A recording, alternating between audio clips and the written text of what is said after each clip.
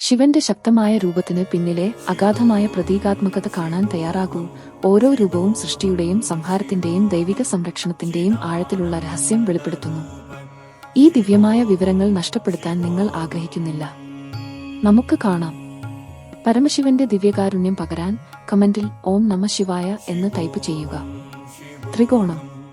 ശിവന്റെ 3 കണ്ണുകൾ ചന്ദ്രൻ, സൂര്യൻ, അഗ്നി എന്നീ 3 പ്രകാശങ്ങളെയും ഇച്ഛാശക്തി, ക്രിയാശക്തി, ജ്ഞാനശക്തി എന്നീ 3 ശക്തികളെയും പ്രതിനിധീകരിക്കുന്നു. മുയൽ. താണ്ഡവ ഭഗവാന്റെ പാദത്തിൽ വികൃത രൂപമുള്ള ഒരു മുയൽ പ്രത്യക്ഷപ്പെടുന്നു. അവന്റെ ചിത്രം ആത്മാവിനെ പ്രതിനിധീകരിക്കുന്നു. തിരുവടികൾ. താണ്ഡവ പെരുമാൻ തന്റെ തിരുപാദങ്ങളിൽ കൈത്താളവും വീരകശാലയും ധരിക്കുന്നു. ആത്മാവിന്റെ പഴയ ശീലങ്ങളും ജന്മദുരിതങ്ങളും അറുത്തുമാറ്റി വീട്ടിൽ സന്തോഷം കൊണ്ടുവരുന്നത് അവനാണെന്ന് ഇവ സൂചിപ്പിക്കുന്നു. മണി. ഓസായിയുടെ രൂപമായ മണിയെ വഹിക്കുന്നത് ഭഗവാന്റെ മന്ത്രരൂപത്തെ പ്രതീകപ്പെടുത്തുന്നു. നാഥൻ നാഥനാണെന്ന് കാണിക്കാൻ ഭഗവാൻ ഓസൈ രൂപപ്പെടുത്തിയ മണിയെ വഹിക്കുന്നു.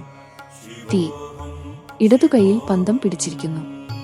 നാശത്തിന്റെയും വികാരങ്ങളെ കത്തിക്കുന്നതിന്റെയും 5 പ്രവർത്തനങ്ങളിൽ ഒന്നിനെ ഇത് പ്രതിനിധീകരിക്കുന്നു. അപകടകരമാണ്. കർത്താവ് അപകടത്തിൽ കൈ കാണിച്ചിരിക്കുന്നു.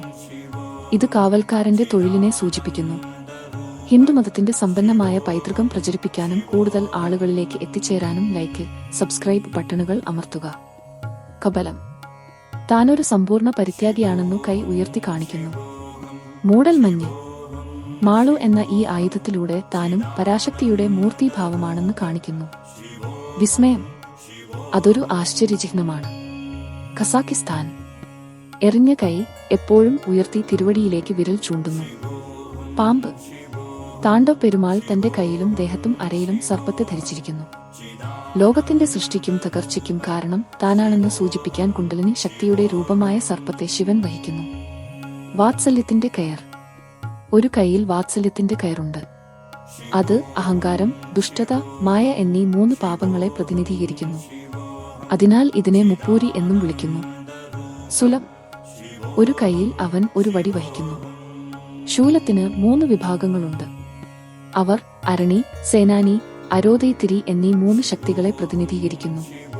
അതായത് സൃഷ്ടിക്കുക, സൂക്ഷിക്കുക, നൽകുക എന്ന 3 ശക്തികൾ.